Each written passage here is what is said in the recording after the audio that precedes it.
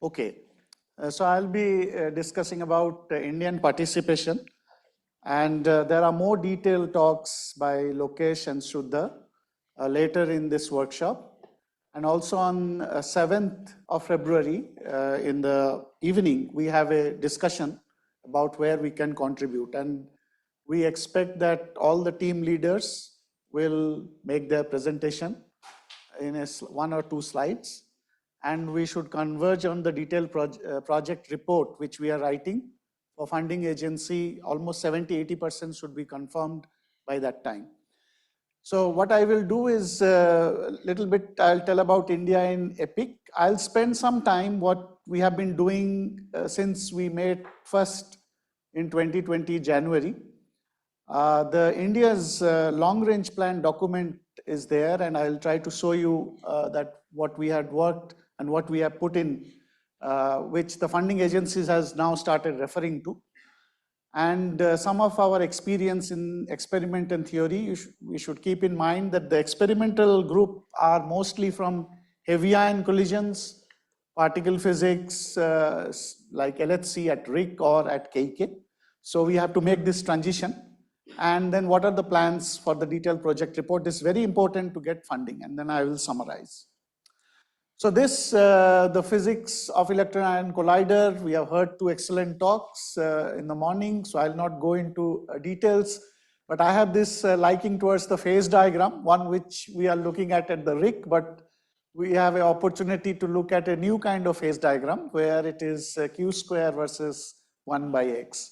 And that is equally interesting as is the QCD phase diagram for finding a critical point or phase transition.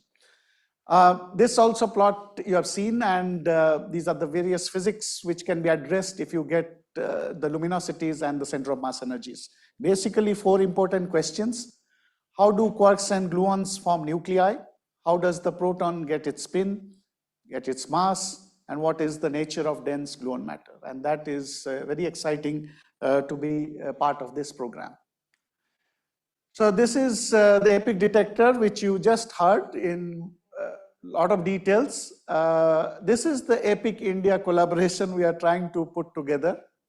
There are 20 institutions. We are talking to colleagues at University of Delhi, then NISER Mohali, and also IIT Goa, if they can become part of this project.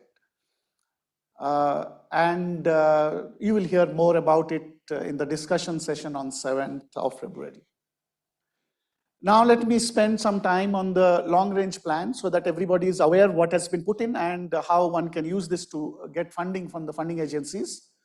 This is the Mega Science Vision 2035 Nuclear Physics. This is the front and the last page.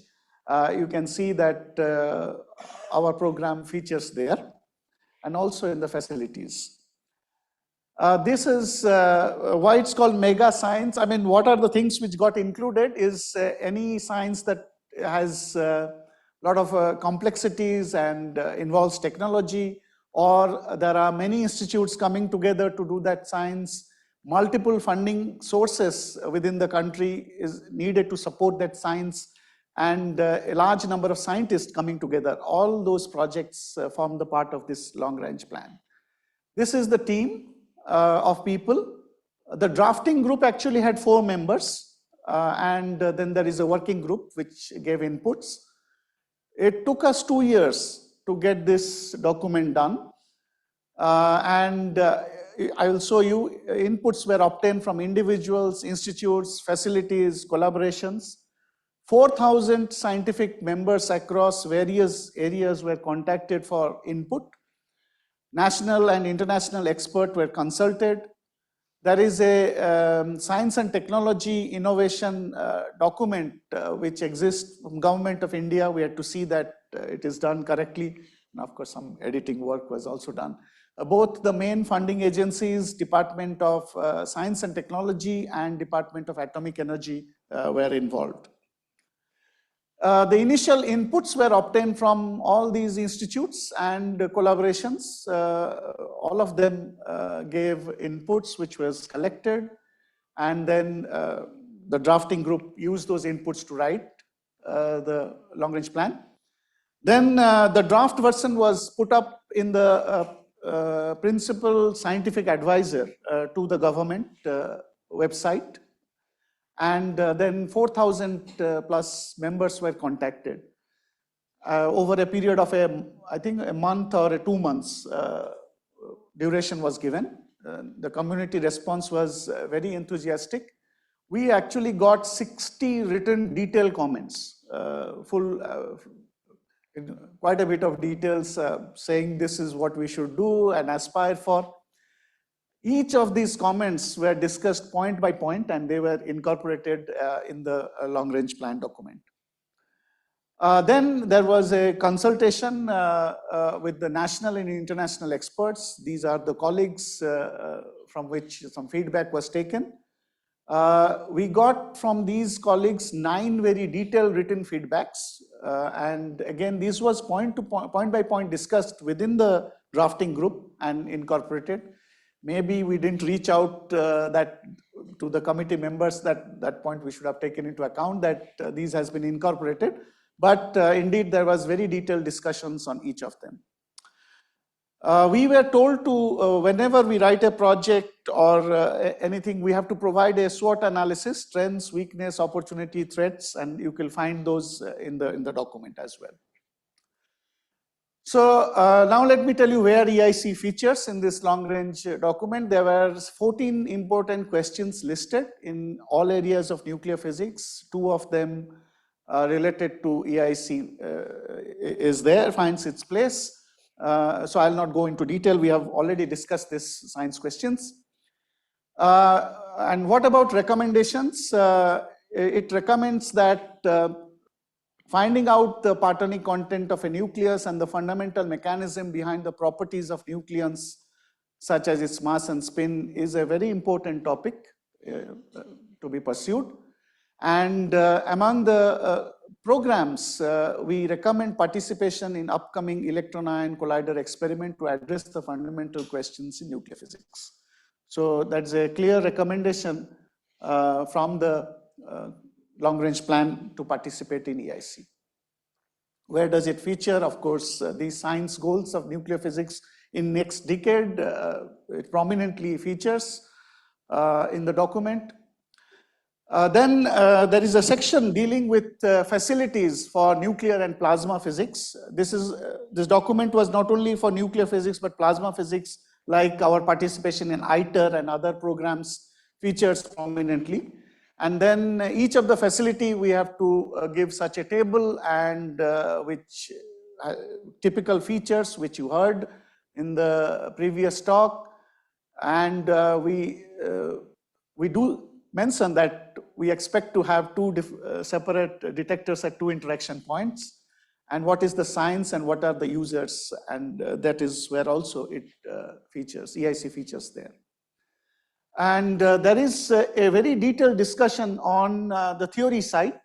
And so I'll just point out on the theoretical nuclear physics section of the long range plan, it says that lattice QCD methods provide a unique tool to study from first principle with controlled systematics. So lattice QCD applications in EIC finds a place there.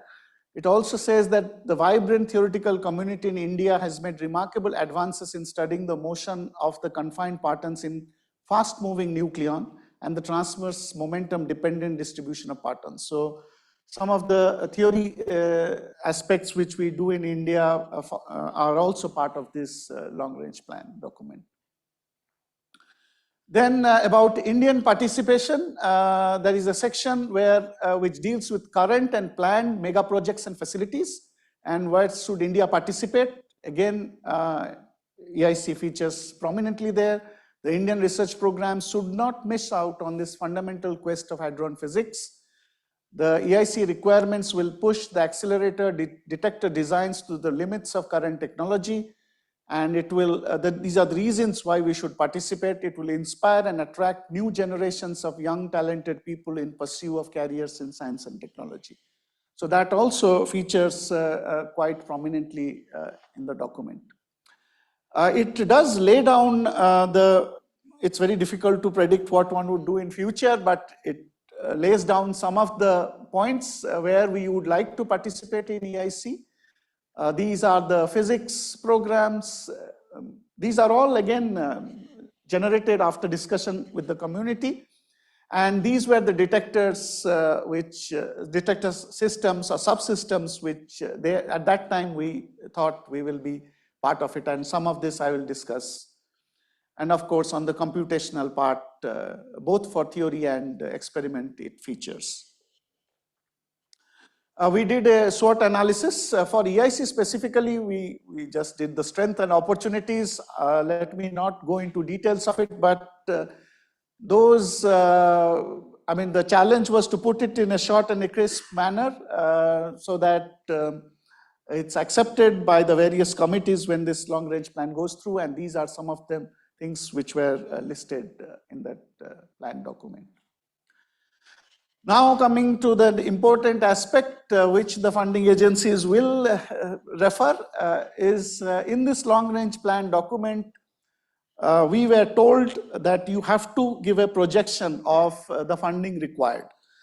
And we had a direct meeting with the principal scientific advisor. He said, you also have to rank it. And that was a very difficult thing to do with such a large community. But this is what finally, for the EIC, we are expecting that there will be 45 full-time equivalent scientists working in the project. This is the level of funding per year which we projected in, so there are 3 5-year terms in the table. And in total 5 years, these are the estimates which has been put in the document. This is the level of funding we would require if the funding agencies provide them. Remember, these all include human resources, travel, machinery, equipment, and supplies and material. These are all inclusive in the funding projections. Now coming, so that was what is there in the long range plan. The science case is made, the analysis has been done, the projected funding pattern is also given. It is a public document. It is available with both the funding agencies. They would refer when we write the DPR and submit to them. Now let me spend a couple of minutes about Indian group experience. So we have been associated with, as I said, most of the experimental group which has shown interest is coming from heavy ion physics background. So we were there in WA93 experiment, West Area experiment number 93 at CERN SPS. And we were part of a photon multiplicity detector, which was made up of 7,600 scintillator pads covering an area of 3 meters square. And it turns out that the first observation of collectivity was actually done by this detector. It's published here. That time, the nomenclature of V1, V2, V3 was not there. I think it was Olithro who said something like alpha. So we said, okay, we measured alpha instead of V2, V3, V4, and that's coming from these photon measurements. We then went to the West Area 98 at CERN SPS. This is WA98 experiment. It was also a scintillator-based detector, now 21 meters square. And there, one of the main physics topic was we had the photon detector, which has a common coverage with charged particle detectors. Then you can look for disoriented chiral condensates, and that was pursued there, and we were able to put a limit on formation of DCCs. Then we moved to the STAR experiment at RIC. There we had a photon multiplicity detector. This is like 21 years back, and we are very excited that it is the same place where the EPIC will also come up, so we know the environment in a sense. So this was a proportional counter array of proportional counters gas detectors, about 82,000 of them. And after that, the first result which came out from this detector was observation of a novel longitudinal scaling in particle production. This is also called as the limiting fragmentation. And these red points are the data from mostly neutral pions, which decays to photon, is what we detected. Brahms had the pi plus pi minus, and Na49 also has pions. These were identified particles. Okay, something has happened. Okay, so that was what was observed. The second, I'm sorry about it, maybe they converted the PPT to something. Okay, but this was an important measurement. So now the physics contribution is looking at the phase diagram of QCD in terms of temperature and baryonic chemical potential. And we use net proton number fluctuations to probe it. And the group from India is very, very actively pursuing the beam energy scan program at RIC and looking for a non-monotonic variation in fluctuations to look for critical point. The group is also involved in ALICE experiment at LHC, again a photon multiplicity detector with larger number of channels. We were there in the muon detector system. There was also a lot of contributions in ASIC development. This was done at the Semiconductor Limited at Chandigarh. And physics contributions has been, for example, these are all selected results looking for spin orbital angular momentum interactions in heavy ion collisions, basically trying to measure from the spin density matrix. This is the rho 00 is one of the elements of the spin density matrix, which tells what is the probability that you will find a vector measure is in a spin state 0. It can take +1, -1, 0. So one would expect it to be 1/3, which is seen in proton-proton collisions or a spin 0 particle like K short, but for K star seems to be a deviation. So that was one work, and the other is finding out evidence of rescattering effect from the system when hadrons are formed to the time when they freeze out. There are other colleagues who have joined the EPIC India group, coming from experience with CBM experiment at FAIR or in KK or from CMS.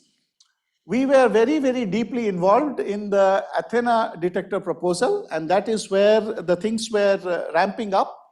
But as you heard that there was a detector which was selected and then the two groups had to be merged. This is where there was a little bit of dip in the participation, the momentum of participating, but now it is picking up. Now on the theory side, again, some selected contributions from various groups. There is a group in Aligarh Muslim University, Raktim Avir, and his group does quite a bit of work which are related to EIC, like small x physics, gluon saturation at high energy, color glass condensate. These are some of the publications which are related to these topics. From TIFR, we have Nilmani in the audience. They are looking using lattice QCD methods to look at quark and gluon angular momentum, momenta including the angular momentum components, Parton distribution functions. They're seeing ways how to probe for high density regimes in QCD in an effective way. And there are, this particular publication is the first lattice QCD calculations on quark gluon angular momenta. We also have a new faculty colleague, Padmanath, who has joined at IMSC. I think some of these things he would also pursue. We had from IIT Bombay, Asmita is here. They have worked extensively on single spin asymmetry of jet psi and jet production in EIC, gluon-Sivers function, and many other interesting work. And one such calculation reference is given here.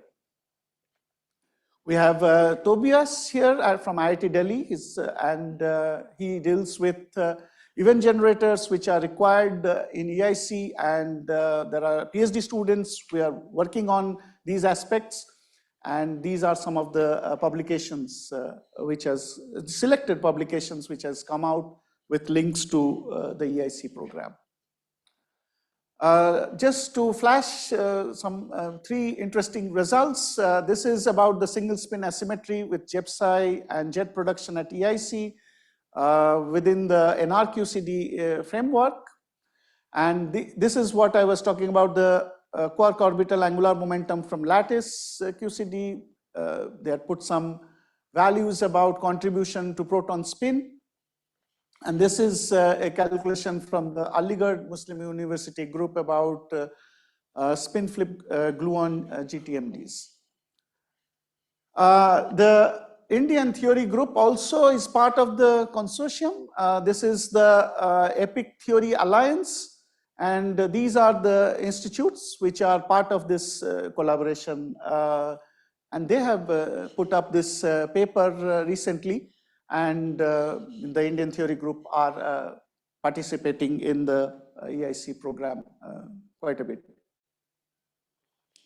So now I will move into detailed project report. Unlike in previous participation in experiments, we had only experimentalists participating in the project. This time we are thinking we should have both theory and experiment as far as getting the funding.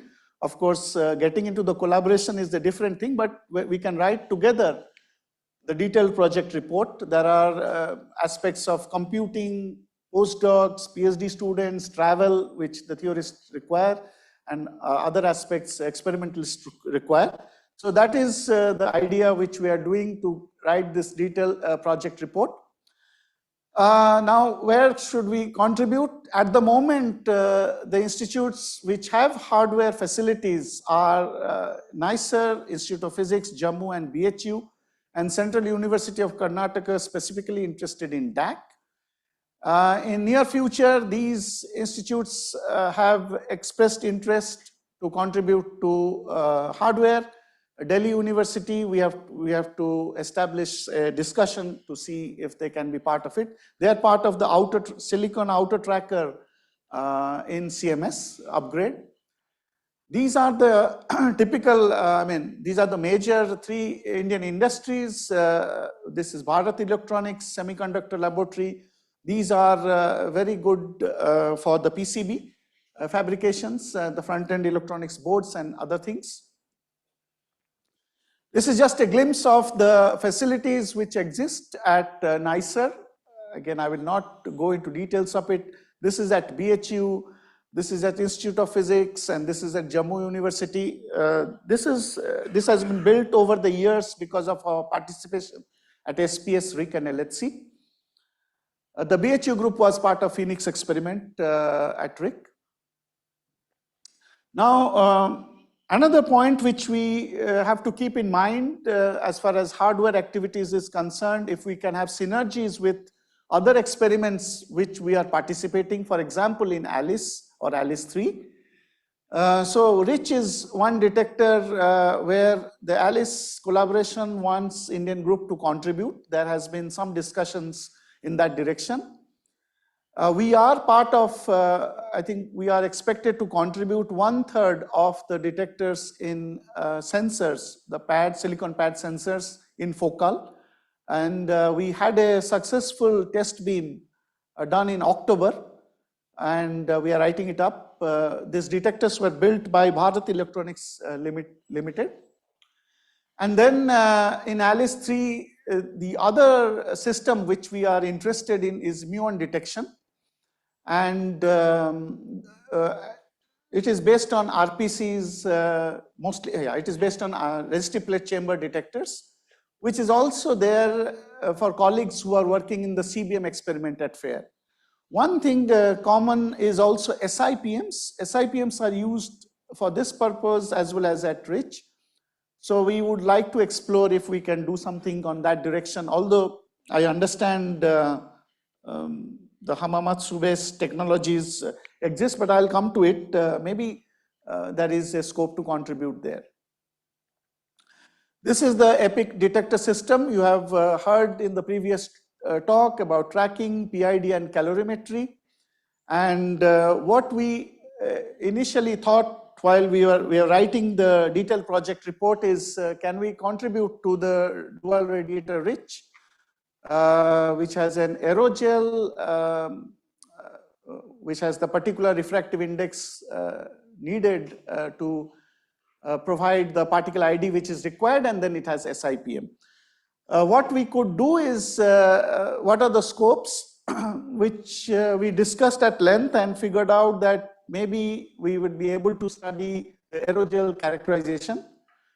Shuddha is going to discuss in detail about it. This is a typical layout of the setup which carries, for example, the transparency by measuring the output currents that you see here using photocurrents. So we can do such measurements of transmittance and reflectance and try to see that the material is proper for a rich. We can also try to get involved in SIPM and see if Indian industry can contribute. Remember, our funding agencies require that the things has to be built in India, and contributions which is made built from Indian industry is encouraged. So something like the efficiency characterizations for SIPMs could be pursued. Maybe Sudha is going to discuss about it. There are some technical studies which are required. We have some engineers which may provide inputs and the simulation studies. These are the broad topics. Again, this is going to get finalized in a month or so, and when we submit the DPR. The other idea, which is now not in place, but okay, we thought that we could contribute to the 0-degree calorimeter because it has a lot of synergy with the forward calorimeter program which we are doing. These are silicon pad detectors, part of the forward calorimeter, which was built with NISER and Bell. The PCBs, the front-end electronics board and etc. were also done at Micropack and other industries in Bangalore. We have a very nice setup to characterize, for example, make the CV measurements or get a MIP from the strontium-90 source from these pads. And we went to the test beam at CERN, and we got the expected results, and some of the plots are shown here. But I realized that the GDC at EIC is no longer going to be based on silicon pads. So this is what we recently came to know, and maybe we will have to change our plan in this regard. Now coming to SIPMs, there are a few, both the semiconductor lab at Chandigarh and also the Bharat Electronics at Bangalore have developed SIPMs. And some of the properties of these SIPM specifications are given here. I will not go into details, but I do have a comparison with what is expected to be used at EIC and where our industry is fair. There is scope to do R&D and maybe catch up. That we will do on the 7th February discussion. And this is a typical setup which we can do in a laboratory to calculate the efficiencies for the SIPMs. Then there was interest to see if we can contribute to the time of flight activities, ACLGAD. Again, this is not a technology which is currently available, but both the industries expressed the desire to do that. So we have maybe some R&D money can be put in for that aspect, because the industry is excited about it. And from the Central University of Karnataka, they are very much interested in contributing to the data acquisition system.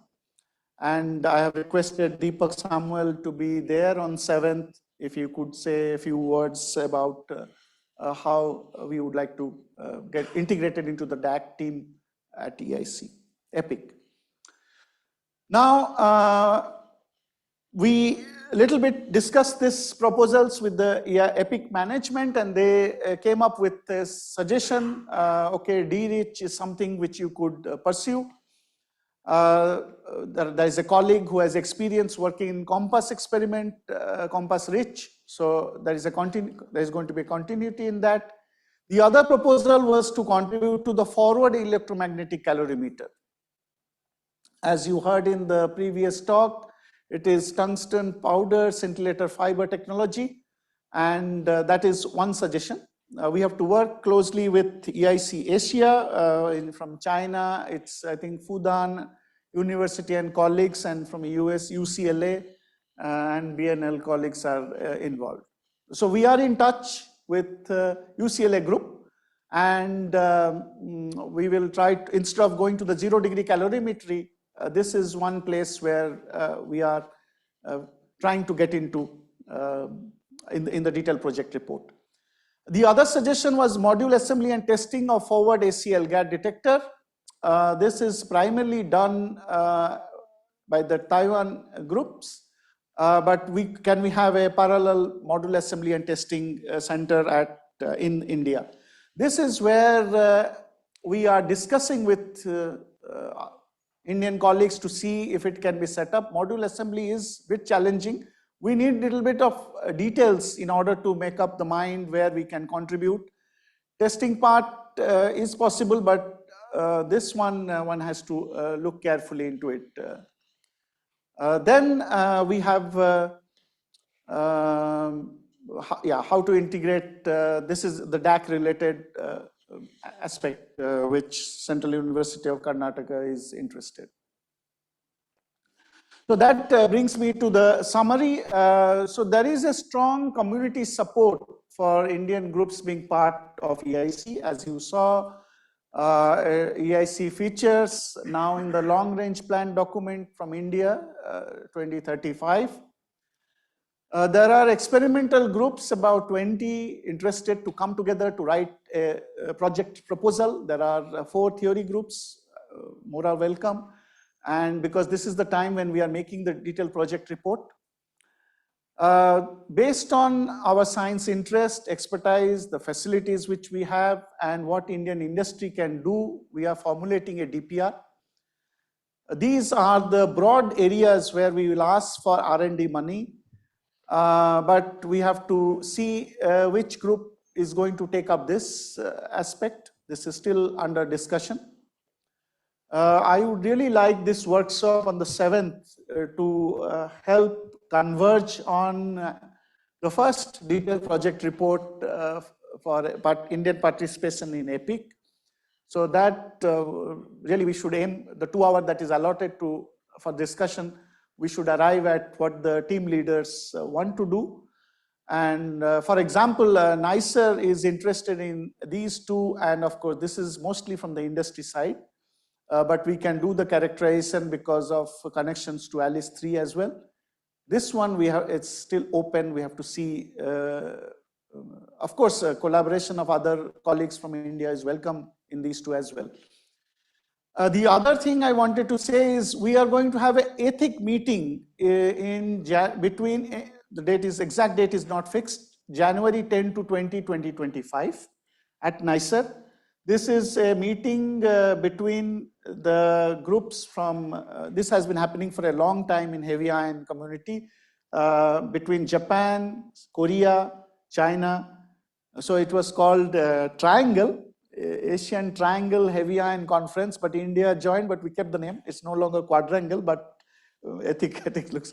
So India, Japan, China, Korea, we meet every 1.5 to 2 years, and theory and experiment, and try to exchange notes in the different experiments we are collaborating. That meeting, now it's India's turn to host it. And we could, at that time, continue this tradition of having this yearly EIC related meeting and have 1 or 2 dedicated days dedicated for EIC, because we will encourage EIC Asia colleagues to come to that meeting. So that is one thing I wanted to say. I think that is all about India's future participation in the EIC program. Thank you.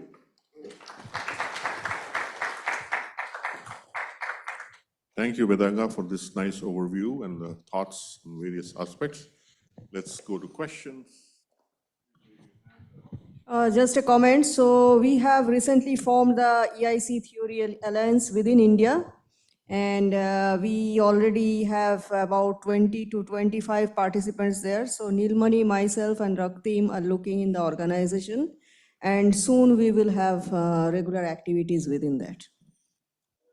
Yeah, so there I will just comment that we should all put together in the DPR, and IMSC should also be part of it. Really, I mean, we want more DA institutes as well, so that would be great. And Can you take the microphone, Raju? Yeah.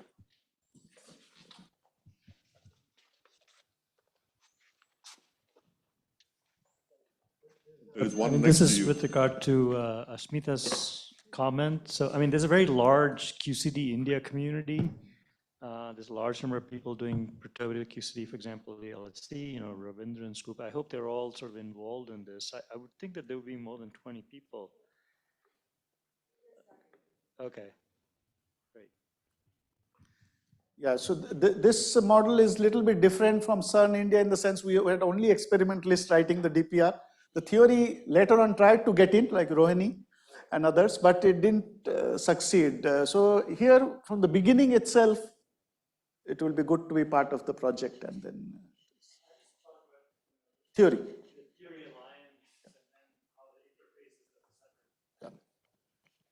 So just to clarify, the funding request that you will make as we go forward here would include the theorists and That their is needs. what Just to be very clear to everyone, that is a part of the activity, part of the goal of that document. So we make sure that you get involved right from the beginning.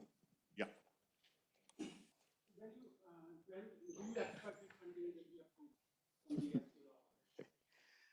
Well, so there is a detailed process. The institutes which are involved are funded by two different funding agencies, Department of Science and Technology and Department of Atomic Energy. So we have to submit the project and they have to form a common evaluation committee. And then it's how quickly we can converge. So I cannot predict. Yes. No, it includes PhD, postdoc, it includes, and some amount of travel, of course. Although the experiment has not started, and so we have to justify properly about the travel part too. So, Presumably, the needs of the experimental community here, and considering the timeline that with which the EPIC and the collider is proceeding, would be part of the argument for integrating this, right? yes. This review, the process that you mentioned, would not be a completely independent process.